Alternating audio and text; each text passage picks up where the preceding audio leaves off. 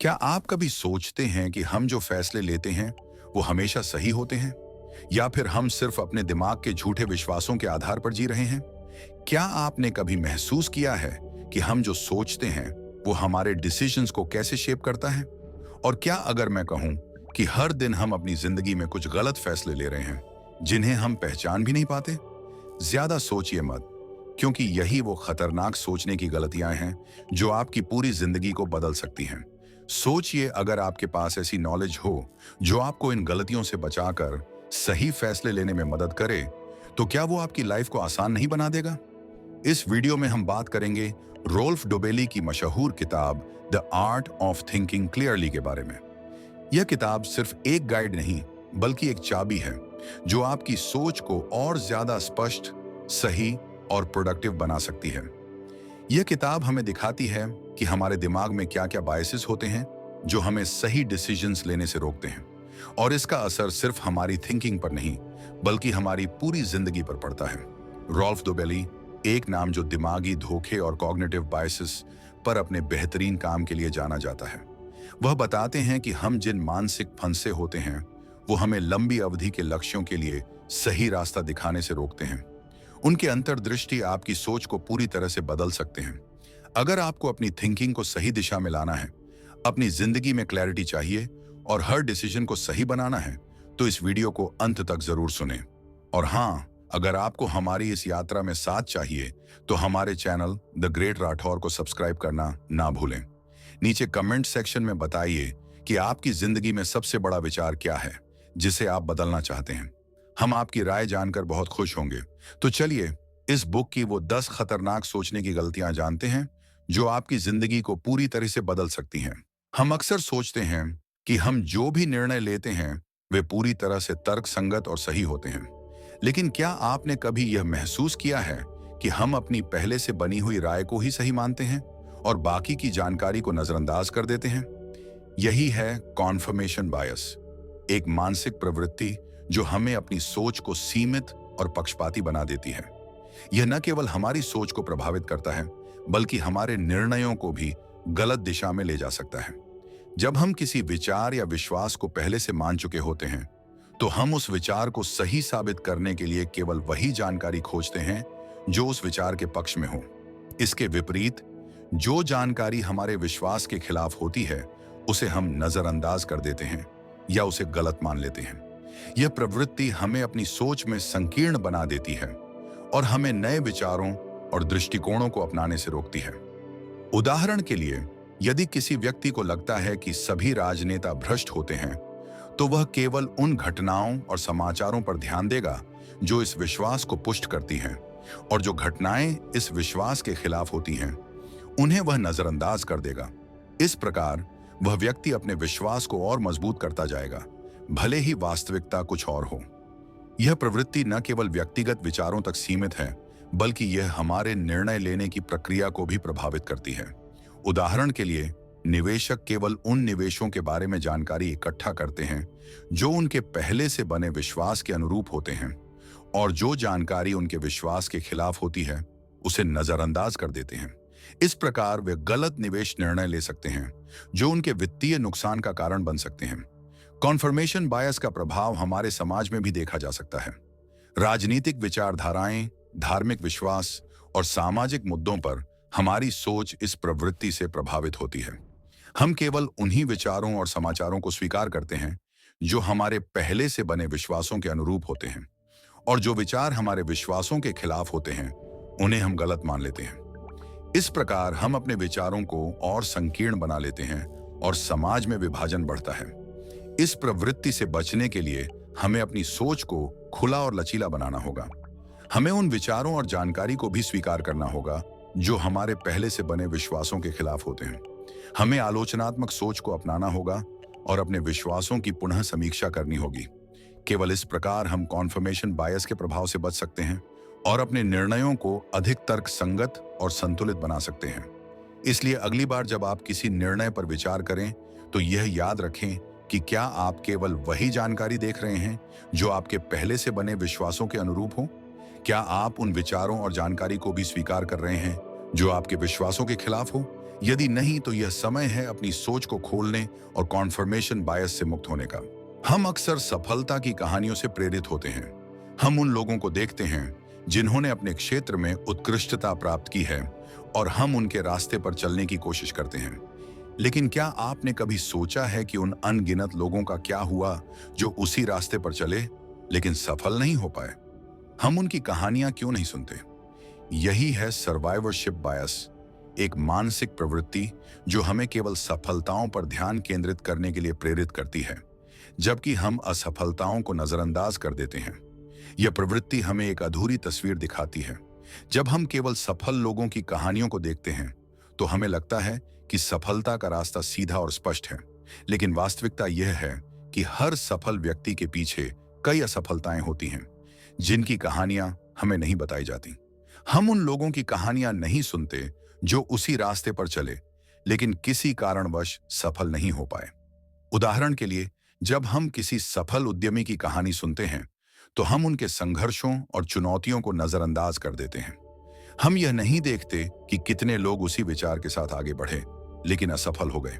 यह प्रवृत्ति हमें यह सोचने पर मजबूर करती है कि सफलता केवल कड़ी मेहनत और दृढ़ संकल्प का परिणाम है, जबकि हम यह भूल जाते हैं कि भाग्य, समय और परिस्थितियां भी महत्वपूर्ण भूमिका निभाते हैं। यह मानसिक प्रवृत्ति न केवल व्यक्तिगत स्तर पर बल्कि सामाजिक और व्यावसायिक स्तर पर भी प्रभाव डालती है। जब हम केवल सफल कंपनियों के उदाहरणों को देखते हैं तो हमें लगता है कि उनका मॉडल ही सही है, लेकिन हम यह नहीं देखते कि कितनी कंपनियां उसी मॉडल के साथ असफल हो गईं। इससे हमें एक गलत धारणा बनती है कि सफलता का एक ही रास्ता है, जबकि वास्तविकता में सफलता के कई रास्ते होते हैं और हर रास्ता हर किसी के लिए उपयुक्त नहीं होता।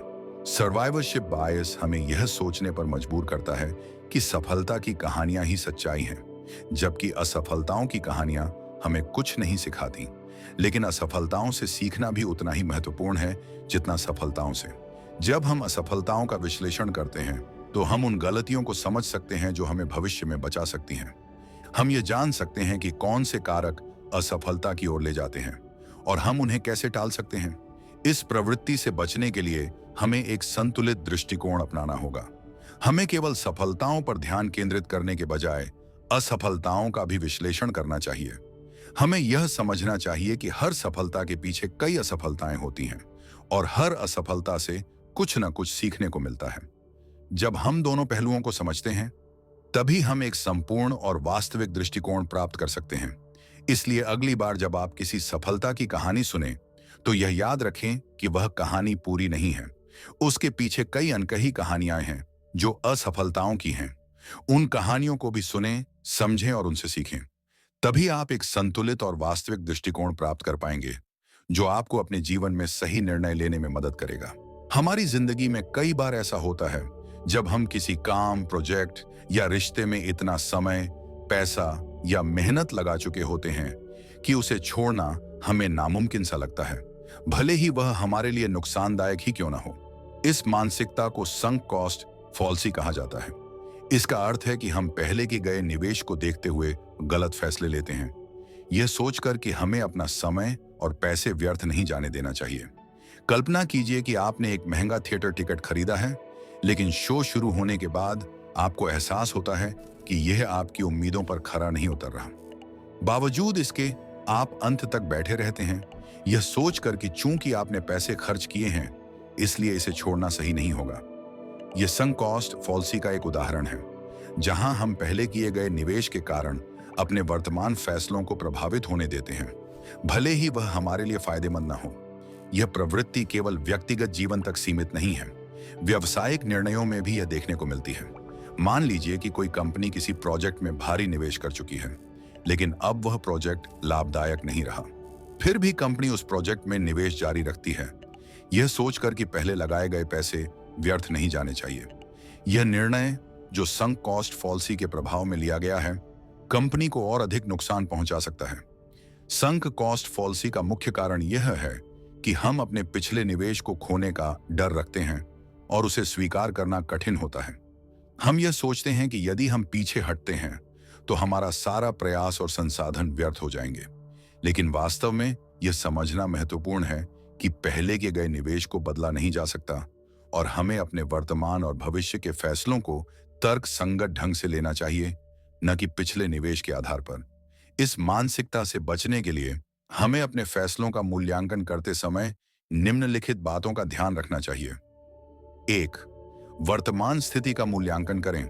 यह देखें कि वर्तमान में स्थिति क्या है और क्या वह आपके लक्ष्यों और हितों के अनुरूप है। यदि नहीं, तो बदलाव करने में संकोच न करें। 2. भविष्य के लाभ और हानि पर ध्यान दें।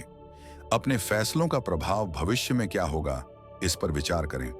यदि कोई निर्णय भविष्य में नुकसानदायक हो सकता है, तो उसे छोड़ना ही बेहतर है। 3.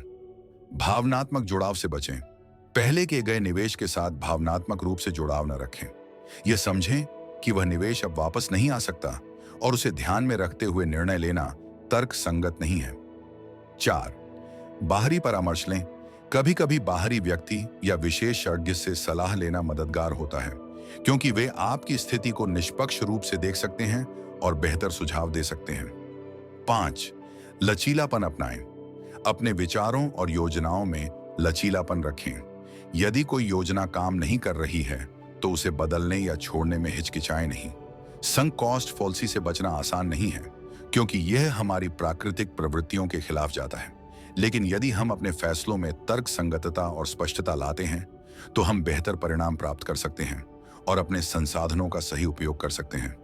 याद रखें, पहले के गए निवेश को बदलना संभव नहीं है, लेकिन भविष्य के फैसले हमारे हाथ में हैं। सही निर्णय लेने के लिए हमें अपने पिछले निवेश को नहीं, बल्कि वर्तमान और भविष्य की संभावनाओं को ध्यान में रखना चाहिए। हमारे दिमाग की एक रोचक प्रवृत्ति है कि हम किसी भी निर्णय या मूल्यांकन के लिए पहले मिली जानकारी को आधार बनाते हैं, चाहे वह जानकारी कितनी भी अप्रासंगिक या गलत क्यों ना हो। इस प्रवृत्ति को एंकरिंग इफेक्ट कहा जाता है। यह प्रभाव हमारे रोजमर्रा के जीवन में कई बार देखने को मिलता है और अक्सर हम इसके प्रभाव में आकर निर्णय लेते हैं, बिना यह समझे कि हम किस हद तक उस प्रारंभिक जानकारी से प्रभावित हो रहे हैं। कल्पना कीजिए, आप एक दुकान में जाते हैं और देखते हैं कि एक जैकेट की कीमत 10,000 रुपये है, लेकिन उस पर 50% की छूट लगी है, जिससे वह 5,000 रुपये में मिल रही है। आप सोचते हैं कि यह एक शानदार सौदा है, क्योंकि आपने उस जैकेट की मूल कीमत 10,000 रुपये देखी थी। लेकिन क्या आपने कभी सोचा है कि उस जैकेट की वास्तविक कीमत क्या है? हो सकता है कि वह जैकेट 5,000 रुपये की ही हो और 10,000 रुपये की कीमत केवल एक मनोवैज्ञानिक चाल हो। यह एंकरिंग इफेक्ट का एक उदाहरण है, जहां प्रारंभिक जानकारी 10,000 रुपये हमारे निर्णय को प्रभावित करती है। यह प्रभाव केवल खरीदारी तक सीमित नहीं है, यह हमारे जीवन के कई क्षेत्रों में देखने को मिलता है। उदाहरण के लिए, जब हम किसी व्यक्ति के बारे में पहली बार सुनते हैं कि वह बहुत बुद्धिमान है, तो हम उसके सभी कार्यों को उसी दृष्टिकोण से देखते हैं, भले ही उसके कार्यों में कोई त्रुटि हो। हमारा मस्तिष्क उस प्रारंभिक जानकारी को आधार बनाकर उसके सभी कार्यों का मूल्यांकन करता है। एंकरिंग इफेक्ट का प्रभाव हमारे वित्तीय निर्णयों पर भी पड़ता है। निवेश के समय हम किसी स्टॉक की पिछली उच्चतम कीमत को देखकर सोचते हैं कि वह स्टॉक अब सस्ता है और हम उसमें निवेश करते हैं, भले ही वर्तमान में उसके मूलभूत आंकड़े कमजोर हों। यह प्रभाव हमें तर्क संगत निर्णय लेने से रोकता है और हम भावनात्मक रूप से निर्णय लेते हैं। इस प्रभाव से बचने के लिए हमें अपने निर्णयों में सतर्कता बरतनी चाहिए।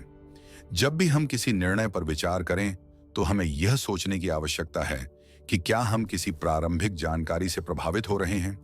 क्या हम उस जानकारी को आधार बनाकर अपने निर्णय ले रहे हैं? यदि हाँ, तो हमें उस जानकारी को अलग रखकर तर्क संगत और वस्तुनिष्ठ दृष्टिकोण अपनाना चाहिए। एक और उदाहरण लें। मान लीजिए, आप एक कार खरीदने जा रहे हैं और सेल्समैन आपको बताता है कि कार की कीमत 15 लाख रुपए है, लेकिन वह आपको 13 लाख रुपए में दे सकता है। आप सोचते हैं कि यह एक अच्छा सौदा है, क्योंकि आपने 15 लाख रुपए की कीमत सुनी थी। लेकिन क्या आपने अन्य विकल्पों पर विचार किया?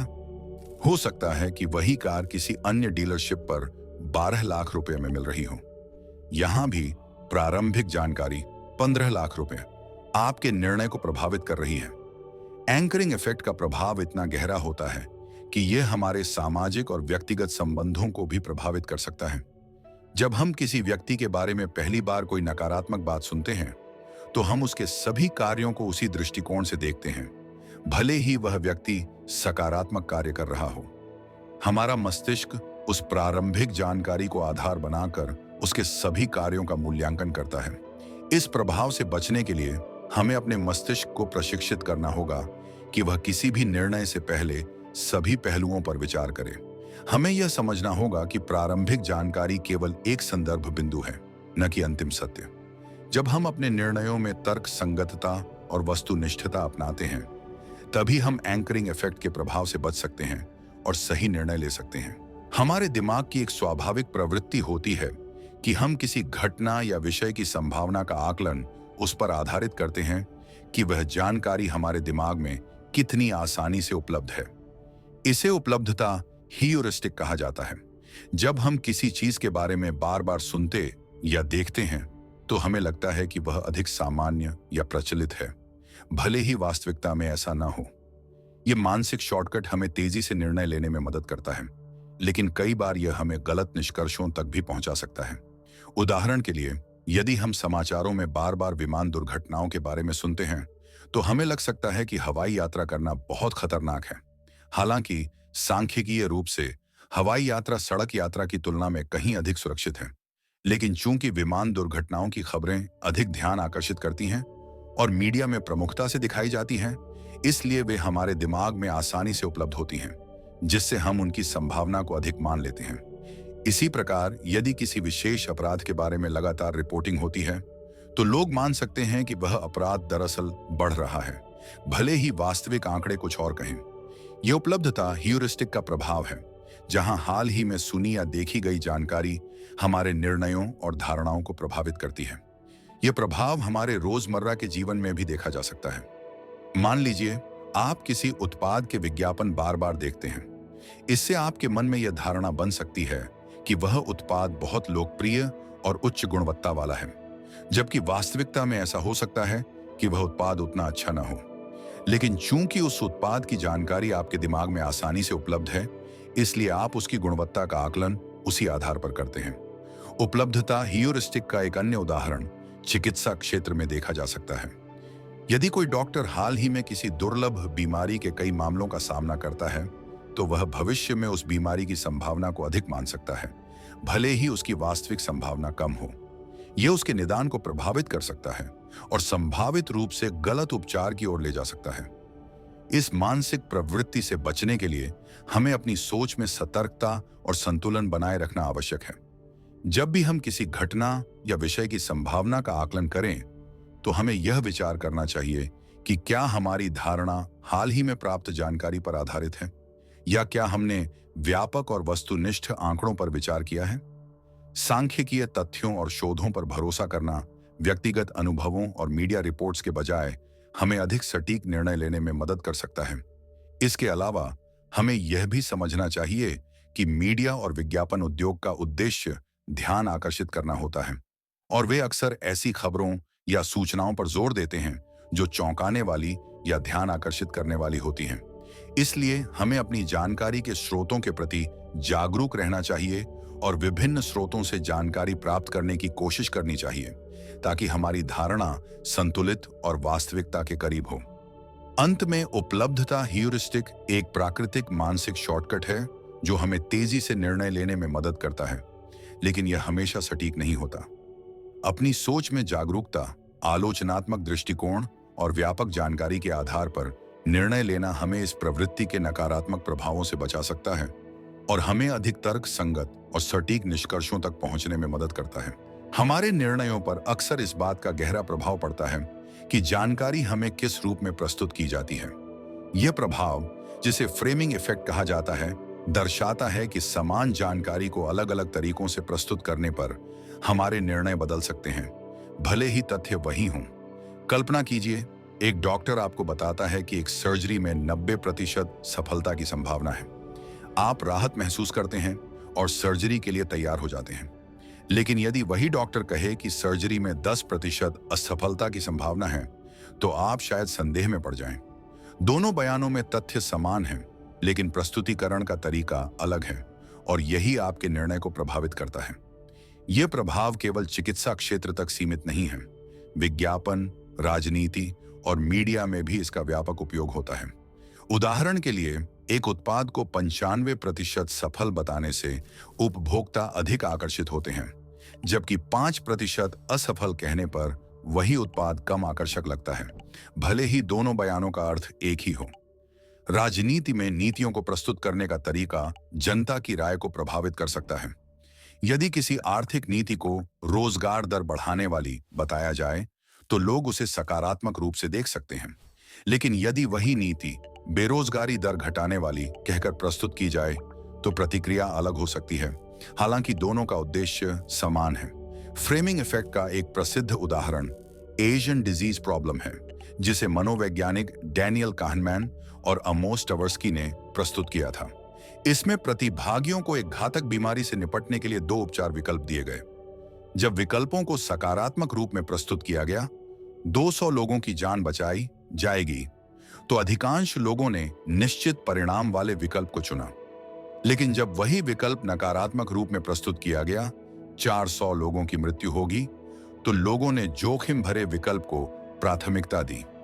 यह दर्शाता है कि प्रस्तुतिकरण का तरीका हमारे जोखिम लेने की प्रवृत्ति को बदल सकता है। इस प्रभाव से बचने के लिए हमें जानकारी के प्रस्तुतिकरण के तरीके पर ध्यान देना चाहिए और प्रयास करना चाहिए कि हम निर्णय लेते समय केवल तथ्यों पर ध्यान केंद्रित करें, न कि उनके प्रस्तुतिकरण पर। जब हम समझते हैं कि कैसे फ्रेमिंग इफेक्ट हमारे निर्णयों को प्रभावित कर सकता है, तो हम अधिक सूचित और संतुलित निर्णय लेने में सक्षम होते हैं। इसलिए अगली बार जब आप किसी निर्णय का सामना करें, तो यह सोचें कि क्या आप तथ्य के आधार पर निर्णय ले रहे हैं या उसके प्रस्तुतिकरण के प्रभाव में आकर। यह समझना आपके निर्णयों को अधिक तर्क संगत और प्रभावी बना सकता है। हमारे निर्णयों पर भावनाओं का गहरा प्रभाव पड़ता है, और उनमें से एक प्रमुख भावना है नुकसान का डर। यह डर हमें कई बार ऐसे फैसले लेने से रोकता है जो हमारे लिए फायदेमंद हो सकते हैं। इस प्रवृत्ति को लॉस एवर्शन कहा जाता है, जिसका अर्थ है कि हम नुकसान से बचने के लिए अधिक जोखिम उठाने से बचते हैं, और यही हमें सही मौके चूकने पर मजबूर करता है। कल्पना कीजिए, आप एक निवेश अवसर के सामने खड़े हैं जो आपको भविष्य में अच्छा लाभ दे सकता है, लेकिन चूंकि इसमें थोड़ा जोखिम है, आप उसे नजरअंदाज कर देते हैं, यह सोचकर कि कहीं नुकसान न हो जाए। इस प्रकार आप संभावित लाभ को खो देते हैं, केवल इसीलिए क्योंकि नुकसान का डर आपके निर्णय पर हावी हो गया। लॉस एवर्शन का प्रभाव केवल वित्तीय निर्णयों तक सीमित नहीं है, यह हमारे व्यक्तिगत जीवन में भी देखने को मिलता है। उदाहरण के लिए, कई लोग ऐसे रिश्तों में बने रहते हैं जो उन्हें खुशी नहीं देते, केवल इसलिए क्योंकि वे उस रिश्ते को खत्म करने से होने वाले भावनात्मक नुकसान से डरते हैं। इसी प्रकार कुछ लोग अपनी वर्तमान नौकरी से असंतुष्ट होते हुए भी उसे छोड़ने से कतराते हैं, क्योंकि वे नई नौकरी में असफलता के डर से ग्रस्त होते हैं। यह प्रवृत्ति हमें सुरक्षित विकल्पों की ओर आकर्षित करती है, भले ही वे विकल्प हमारे दीर्घकालिक लक्ष्यों के लिए उपयुक्त न हों।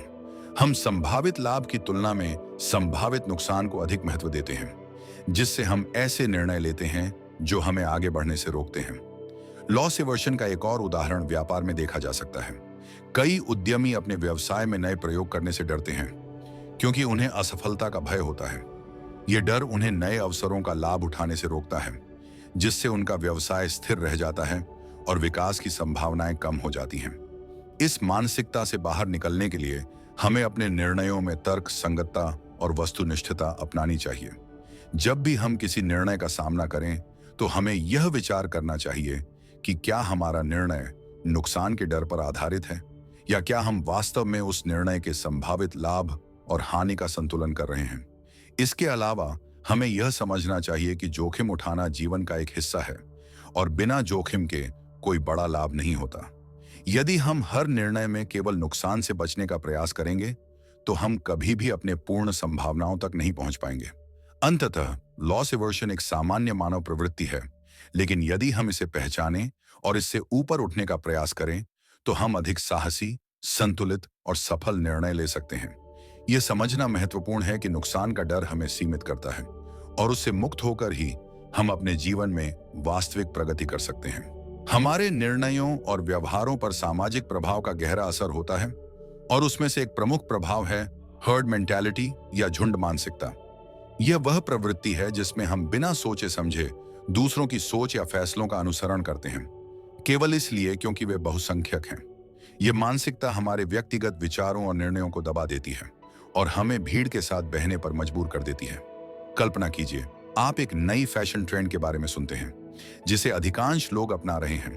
भले ही वह ट्रेंड आपको पसंद ना हो, लेकिन आप उसे अपनाते हैं क्योंकि आप भीड़ से अलग नहीं दिखना चाहते।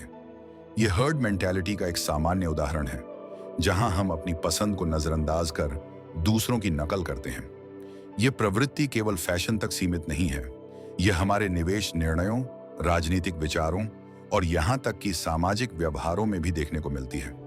उदाहरण के लिए, जब शेयर बाजार में कोई विशेष स्टॉक तेजी से बढ़ता है, तो लोग बिना उसके मूलभूत आंकड़ों को समझे उसमें निवेश करने लगते हैं, केवल इसलिए क्योंकि अन्य लोग भी ऐसा कर रहे हैं। यह व्यवहार अक्सर वित्तीय बुलबुले और बाजार दुर्घटनाओं का कारण बनता है।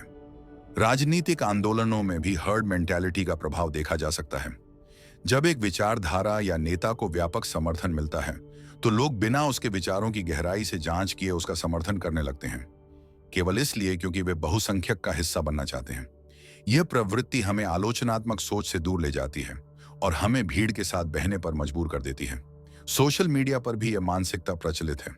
जब कोई विषय या हैशटैग ट्रेंड करता है, तो लोग बिना उसकी सत्यता या महत्व को समझे उसमें शामिल हो जाते हैं, केवल इसलिए क्योंकि वे पीछे नहीं रहना चाहते। यह व्यवहार हमें अपनी व्यक्तिगत सोच और मूल्यों से दूर ले जाता है और हम भीड़ का हिस्सा बन जाते हैं। हर्ड मेंटालिटी का प्रभाव हमारे व्यक्तिगत संबंधों में भी देखा जा सकता है। जब हम किसी समूह में होते हैं, तो हम अक्सर उनके विचारों और व्यवहारों को अपनाते हैं, भले ही वे हमारे मूल्यों से मेल न खाते हों। यह प्रवृत्ति हमें अपनी पहचान खोने पर मजबूर कर देती है और हम अपने निर्णयों में स्वतंत्रता महसूस नहीं करते। इस मानसिकता से बचने के लिए हमें अपनी सोच में आत्म जागरूकता और आलोचनात्मक दृष्टिकोण अपनाना चाहिए। जब भी हम किसी निर्णय का सामना करें, तो हमें यह विचार करना चाहिए कि क्या हम अपने मूल्यों और विश्वासों के आधार पर निर्णय ले रहे हैं या केवल भीड़ का अनुसरण कर रहे हैं। हमें यह समझना चाहिए कि बहुसंख्यक का हिस्सा बनना हमेशा सही नहीं होता और कभी-कभी अलग सोचने से ही प्रगति संभव होती है। अंततः हर्ड मेंटालिटी एक सामान्य मानव प्रवृत्ति है, लेकिन यदि हम इसे पहचानें और इससे ऊपर उठने का प्रयास करें, तो हम अधिक स्वतंत्र, संतुलित और सफल निर्णय ले सकते हैं। यह समझना महत्वपूर्ण है कि भीड़ का अनुसरण करना हमेशा सही नहीं होता और अपनी सोच और मूल्यों के आधार पर निर्णय लेना ही हमें सच्ची स्वतंत्रता और सफलता की ओर ले जाता है। हमारे निर्णयों और व्यवहारों पर कई मानसिक प्रवृत्तियां प्रभाव डालती हैं और उनमें से एक प्रमुख है ओवर कॉन्फिडेंस बायस। यह वह प्रवृत्ति है जिसमें हम अपनी क्षमताओं, ज्ञान या निर्णय लेने की योग्यता को वास्तविकता से अधिक आंकते हैं, जिससे हम गलत फैसले ले सकते हैं। कल्पना कीजिए, एक छात्र जो सोचता है कि वह परीक्षा में बिना तैयारी के भी अच्छे अंक ला सकता है क्योंकि उसे लगता है कि वह विषय में पारंगत है, लेकिन जब परिणाम आते हैं तो वह अपेक्षित प्रदर्शन नहीं कर पाता। यह ओवर कॉन्फिडेंस बायस का एक सामान्य उदाहरण है, जहां आत्मविश्वास वास्तविकता से अधिक होता है। यह प्रवृत्ति केवल शिक्षा तक सीमित नहीं है, यह हमारे पेशेवर और व्यक्तिगत जीवन में भी देखने को मिलती है। उदाहरण के लिए, एक निवेशक जो सोचता है कि वह बाजार की दिशा को सही ढंग से भांप सकता है, बार बार ट्रेड करता है और अंततः नुकसान उठाता है। यह ओवर कॉन्फिडेंस बायस का प्रभाव है, जहां व्यक्ति अपनी क्षमताओं को अधिक आंकता है और जोखिम को नजरअंदाज करता है। ओवर कॉन्फिडेंस बायस के 3 प्रमुख प्रकार होते हैं: ओवर एस्टिमेशन, ओवर प्रिसीजन और ओवर प्लेसमेंट। ओवर एस्टिमेशन में व्यक्ति अपनी क्षमताओं या प्रदर्शन को वास्तविकता से अधिक आंकता है। ओवर प्रिसीजन में व्यक्ति अपनी जानकारी या उत्तरों की सटीकता पर अत्यधिक विश्वास करता है, भले ही वह गलत हो। ओवर प्लेसमेंट में व्यक्ति सोचता है कि वह दूसरों की तुलना में बेहतर है, भले ही आंकड़े कुछ और कहें। इस मानसिकता से बचने के लिए हमें आत्म जागरूकता और आलोचनात्मक सोच अपनानी चाहिए। जब भी हम किसी निर्णय का सामना करें, तो हमें यह विचार करना चाहिए कि क्या हमारा आत्मविश्वास वास्तविकता पर आधारित है या हम अपनी क्षमताओं को अधिक आंक रहे हैं। हमें अपने निर्णयों की समीक्षा करनी चाहिए और आवश्यकता अनुसार विशेषज्ञों से सलाह लेनी चाहिए। अंततः ओवर कॉन्फिडेंस बायस एक सामान्य मानव प्रवृत्ति है, लेकिन यदि हम इसे पहचानें और इससे ऊपर उठने का प्रयास करें, तो हम अधिक संतुलित और सफल निर्णय ले सकते हैं। यह समझना महत्वपूर्ण है कि आत्मविश्वास अच्छा है, लेकिन जब वह वास्तविकता से दूर हो जाता है, तो वह हमारे लिए हानिकारक हो सकता है। हमारे निर्णयों और धारणाओं पर कई बार हमारी पहली छाप का गहरा प्रभाव पड़ता है। इसी प्रवृत्ति को हेलो इफेक्ट कहा जाता है। जब हम किसी व्यक्ति या वस्तु के एक सकारात्मक पहलू से प्रभावित होते हैं, तो हम उसके अन्य गुणों को भी बिना जांचे अच्छा मान लेते हैं। यह मानसिकता हमें वास्तविकता से दूर कर सकती है और गलत निर्णयों की ओर ले जा सकती है। कल्पना कीजिए, एक व्यक्ति जो आकर्षक दिखता है, उसे हम तुरंत ही बुद्धिमान, ईमानदार और सक्षम मान लेते हैं, भले ही हमने उसके बारे में अधिक जानकारी न ली हो। यह हेलो इफेक्ट का एक सामान्य उदाहरण है, जहां एक सकारात्मक गुण हमारे समग्र दृष्टिकोण को प्रभावित करता है। इसी तरह, यदि कोई सेलिब्रिटी किसी उत्पाद का प्रचार करता है, तो हम मान लेते हैं कि वह उत्पाद उच्च गुणवत्ता का होगा, केवल इसलिए क्योंकि हम उस सेलिब्रिटी को पसंद करते हैं। यह प्रवृत्ति केवल व्यक्तिगत संबंधों तक सीमित नहीं है, यह हमारे पेशेवर जीवन में भी देखने को मिलती है। उदाहरण के लिए, एक कर्मचारी जो समय पर आता है और अच्छी तरह से प्रस्तुत होता है, उसे हम अधिक सक्षम मान सकते हैं, भले ही उसके प्रदर्शन का मूल्यांकन न किया गया हो। यह हेलो इफेक्ट का प्रभाव है, जहां एक सकारात्मक छवि हमारे निर्णयों को प्रभावित करती है। हेलो इफेक्ट का प्रभाव शिक्षा में भी देखा जा सकता है। एक शिक्षक जो एक छात्र को पहले से ही होशियार मानता है, वह उसके उत्तरों को अधिक सकारात्मक रूप से मूल्यांकित कर सकता है, भले ही वे उत्तर औसत हों।